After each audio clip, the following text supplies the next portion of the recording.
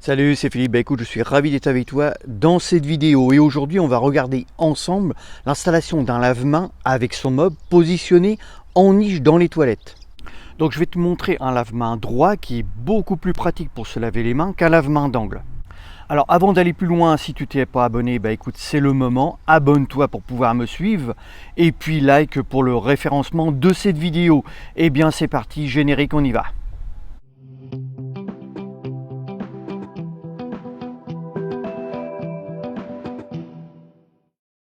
Alors bien entendu, ce qui va déterminer le choix de ton lave-main que tu vas poser, que tu vas acheter, eh bien c'est la grandeur de tes toilettes. Alors ici on a des toilettes qui sont toutes en longueur, ce qui va nous faciliter la tâche pour pouvoir mettre un lave-main avec un petit meuble. Par contre, c'est pas très large, on a 75 cm de largeur. Et ici on réduit avec une mesure de 50. Pourquoi?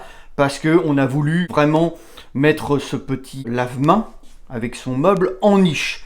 Donc bien entendu, puisque l'on réduit la largeur du toilette au niveau du meuble lave-main, on a notre porte de toilette qui est légèrement en biais, mais en fait ça ne choque pas, puisque une fois fermé, on a quand même suffisamment d'espace pour pouvoir tourner au niveau du lave-main.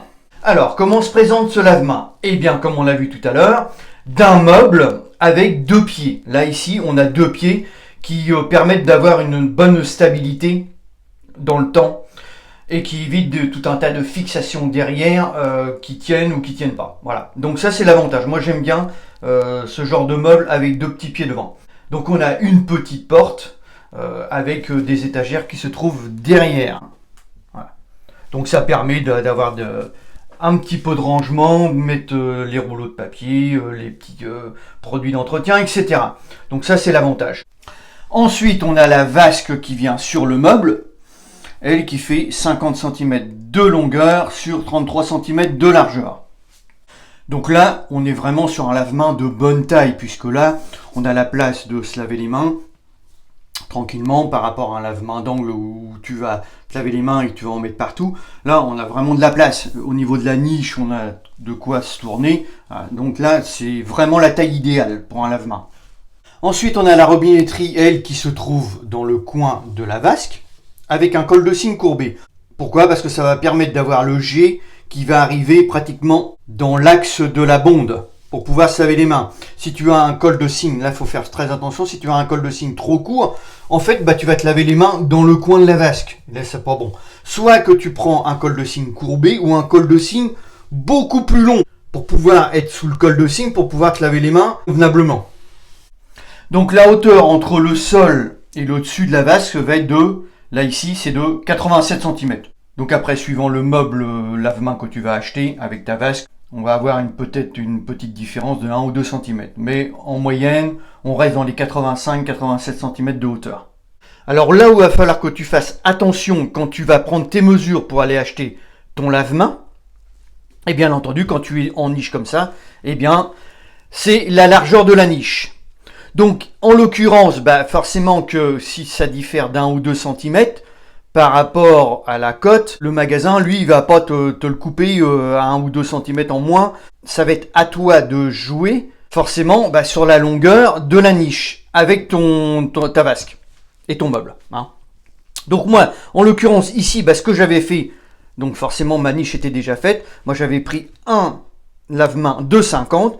Du coup, j'avais calculé que en prolongeant ma faïence jusqu'au bout et en mettant mon lave-main contre, j'arrivais pile poil à ras de ma niche, de l'autre sens. Hein. Donc, ce que j'ai fait, eh bien, j'ai fait ma faïence ici, ma faïence sur le côté, toute hauteur. Hein.